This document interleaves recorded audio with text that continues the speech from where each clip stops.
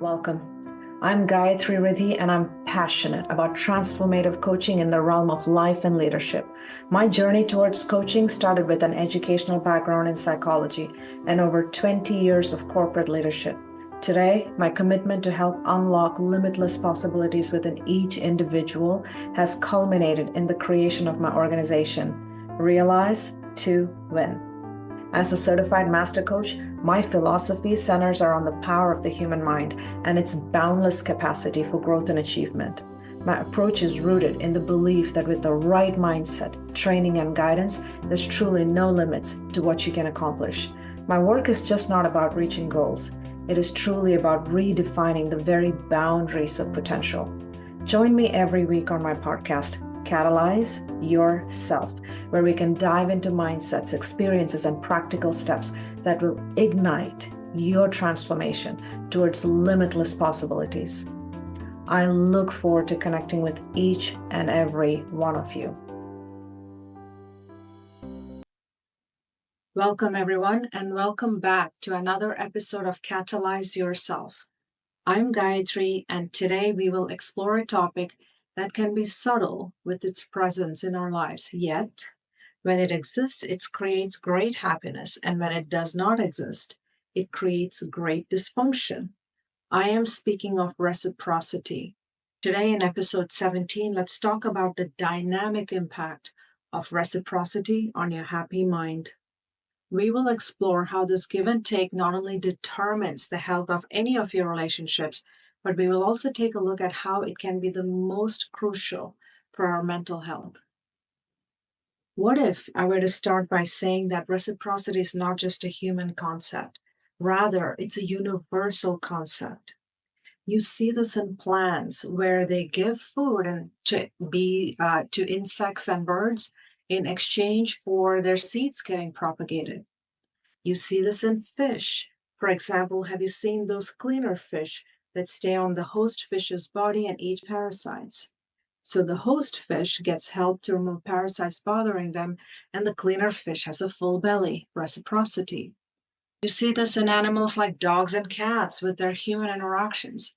Their base needs are met by human beings, and we get devotion and affection from them. Let's move away from Earth. The first example that's coming to my mind is the moon. The moon's gravitational pull supports to keep the tilt of the Earth's axis steady. You know how the Earth is not, it's a globe, it's kind of tilted. That axis steadiness is helped by the moon's gravitational pull. And we know what else the moon helps with, our ocean tides. These tides are crucial for various ecological balances. And the marine environments are greatly affected by it. The breeding patterns of marine animals that's actually totally dependent on the tide cycles impacted by the moon. And in reciprocity, what does the Earth give the moon? Earth's gravitational pull is helping the moon keep its orbit, keeping it at a very consistent distance from Earth. So it prevents it from drifting away and crashing into other space objects or even crashing into Earth. Okay, now let's come back to Earth and let's take a look at the business world. The entire construct of the business world is just that, this for that. A transaction that indicates when you receive something, I give you something back based on what you give me. What is most interesting is where human beings come in, there's a tendency to want more in receipt than what you give. And for example, we're happier when we perceive we have received more value than what we gave. And when we are unhappy when we perceive that we have received less than what we perceive we've given them. So in many cases, reciprocity of not being fair is okay for humans as long as it is in our benefit. This may work in some instances, but in majority of instances, it will not. So professional and personal relationships is where I want to focus on in our session today, as it can be a fundamental factor that determines if you are healthy and happy or in dysfunction and as a result, unhappy with your relationships as it relates to reciprocity. Before we go any further, let's take a moment to ask, why is reciprocity so important for our mental health? When we engage in balanced exchanges, it builds trust and security, creating a supportive network that is truly enhancing our emotional well being. This kind of environment allows us to thrive. It reduces stress and it fosters a sense of community and belonging. If we break it down to its simplest, reciprocity is a measure that tells us what we give to is giving us back in return what we want to receive. And when we determine that this measure is fair to us, then we are happy. The satisfaction and security that comes from a balanced give and take interaction plays a critical role in our overall happiness and mental health. So, what does this tell us? It does not matter what type of relationship it is. Reciprocity is the measure that determines mutual respect and value. Healthy personal relationships typically involve an ongoing exchange of support and understanding and affection. When one person feels that the give and take is unbalanced, it can lead to feelings of resentment and dissatisfaction, which will undermine that relationship.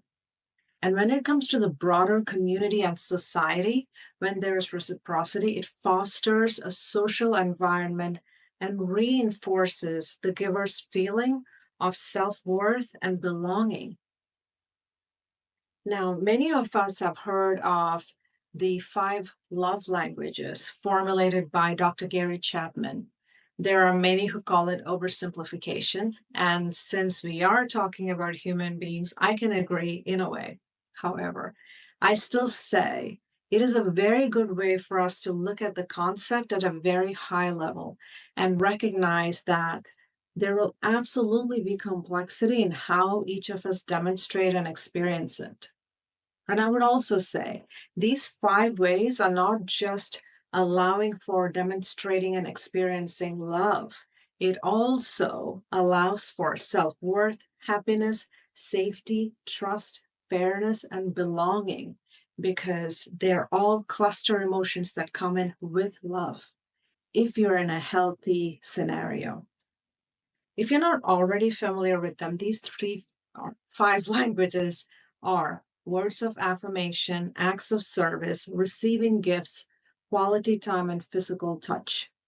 When applied alongside the principle of reciprocity, these languages can significantly enhance relationship dynamics by ensuring that expressions of what is given and what is received resonate deeply with the person. And when it comes to reciprocity, there's a very important point we have to keep in mind. To have a healthy relationship, reciprocity has to occur even when you and the other person speak very different languages.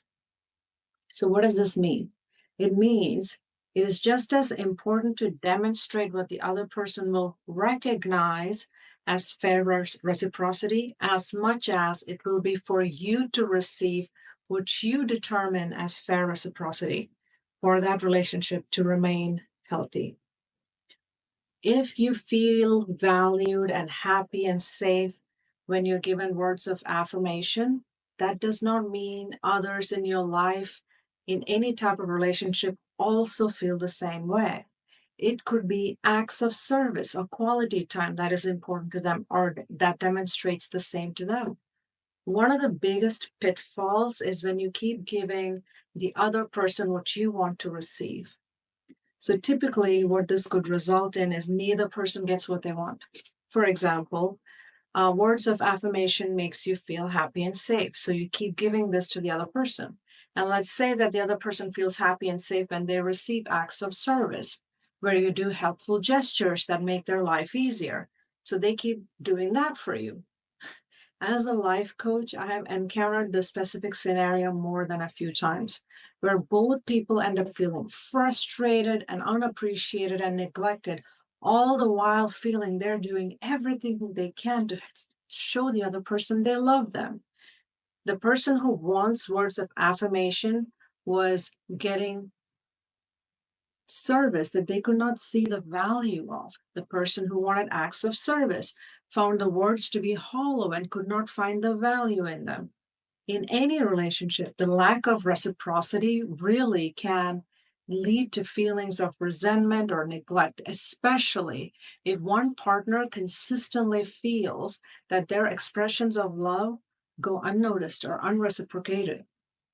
To create a harmonious and fulfilling relationship, it becomes important for both to become fluent in both languages.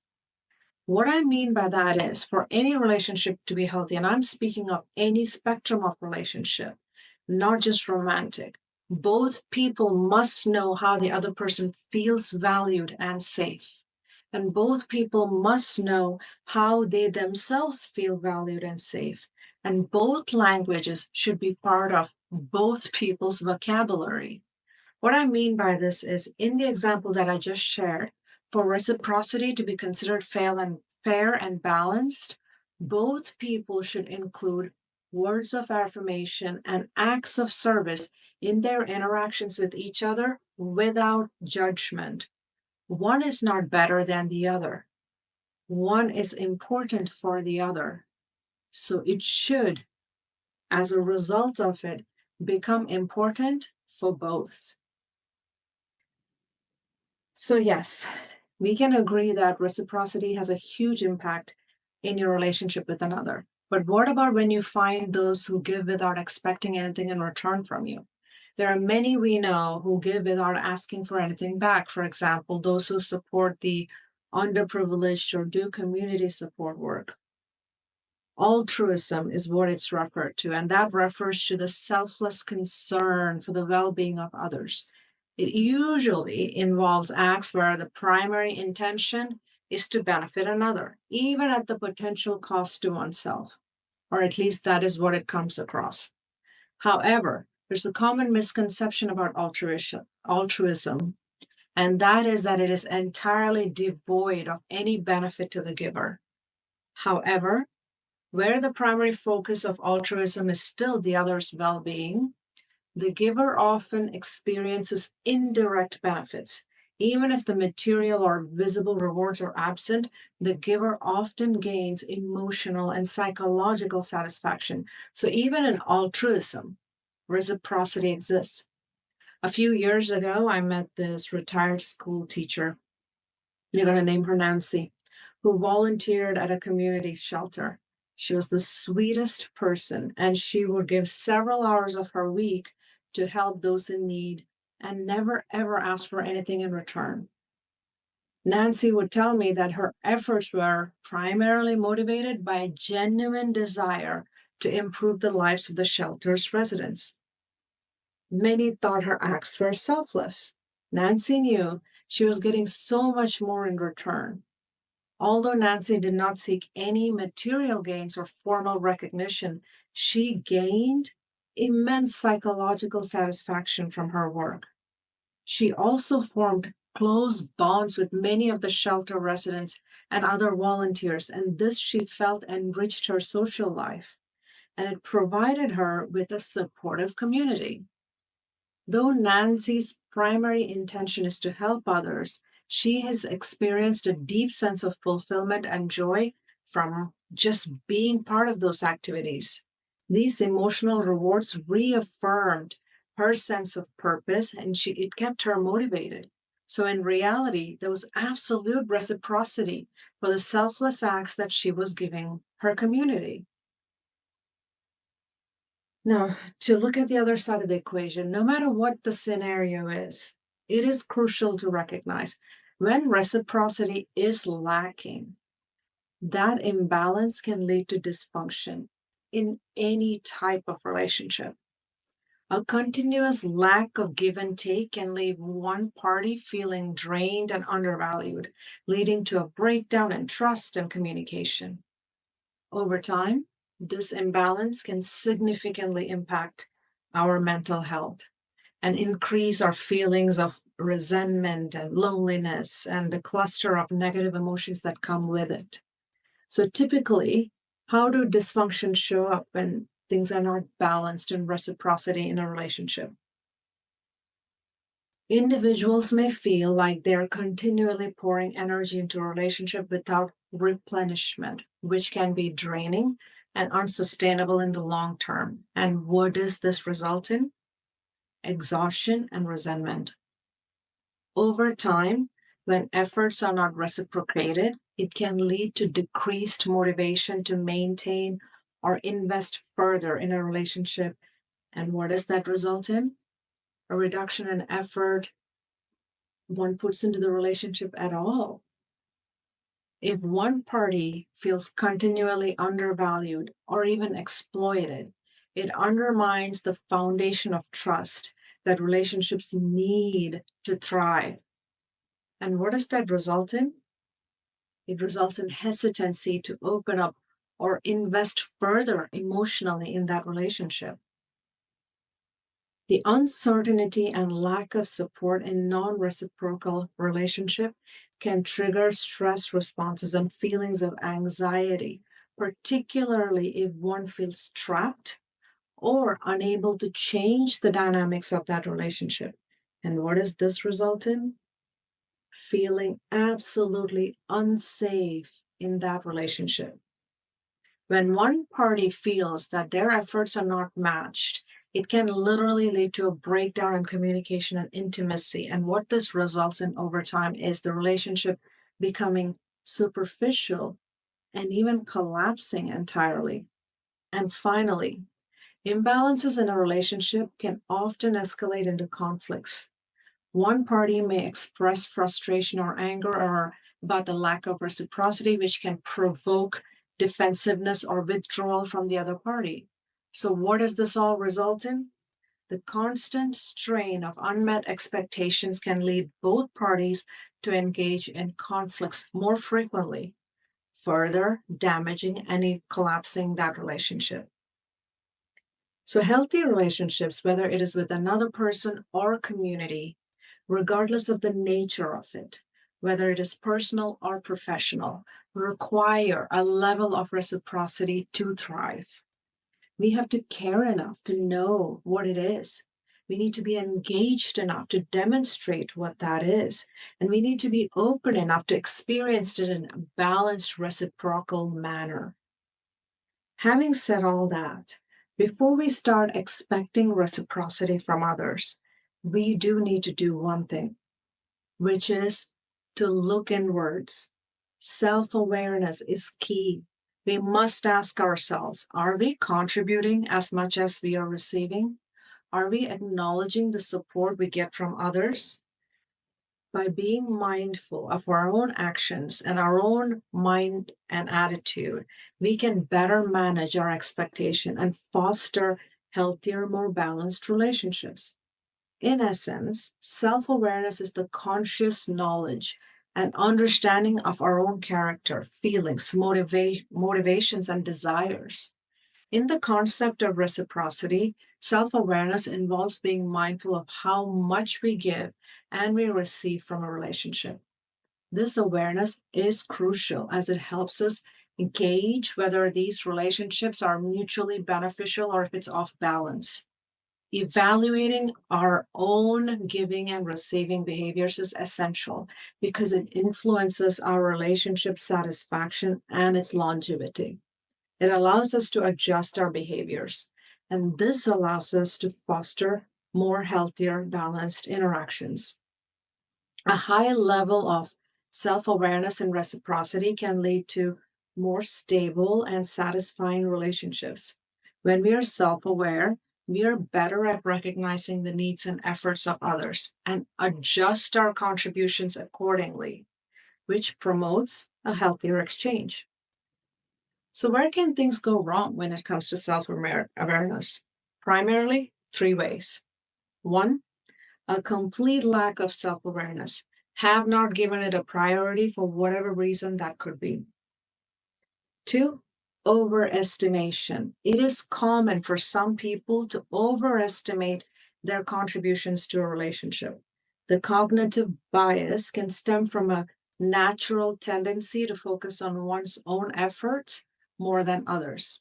Such overestimation can lead to feelings of resentment or victimization, when the perceived effort is not reciprocated, even if the actual exchange itself in reality is more balanced. 3, under recognition. Some people may under recognize what they receive from a relationship. This often happens when the benefits are non-material, such as emotional support or companionship, or when the love language is completely different than what allows them to feel valued and loved, which can be harder to quantify than tangible contributions. This skew in perception can lead to dissatisfaction and feeling that the relationship is one-sided. So, how can we get to balanced reciprocity and as a result, a happy mind? Self awareness plus regular reflections on that specific relationship. These reflections would be check ins involving assessing your own feelings and satisfaction levels within the various relationships regularly. Questions that you could consider might include: am I happy with the give and take in this relationship? Do I feel valued and respected in this relationship? What have I contributed to the relationship? What have I received from this relationship? The goal of this assessment is to combine your self awareness with your reflections of this relationship to help ensure you're maintaining a balanced perspective on both the giving and the receiving and adjusting your behaviors as needed to foster healthy interactions. No matter what your contribution to the relationship is, it should include 2 elements to ensure health of reciprocity. 1, communicate openly and clearly about your needs and expectations. This is so important.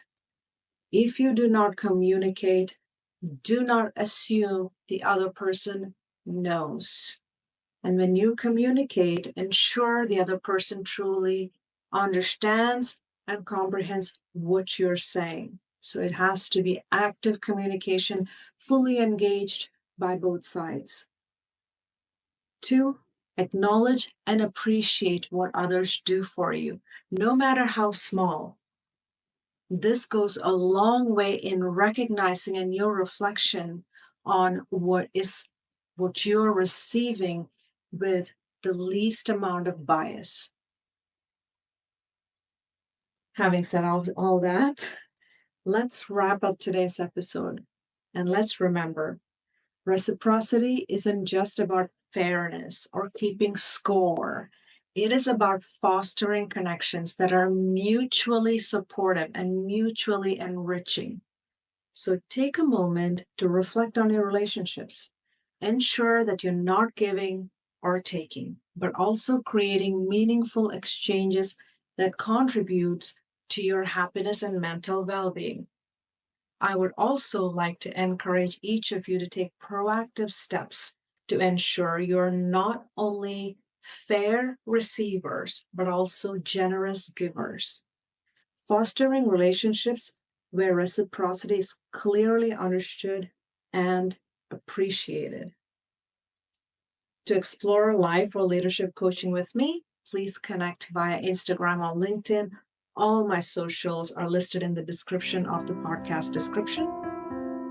Thank you for giving us your time today and for tuning in to Catalyze Yourself. I'm Gayathri, and I look forward to our journey into ourself coming up next week. Until then, keep reflecting, keep yourself balanced, and keep growing.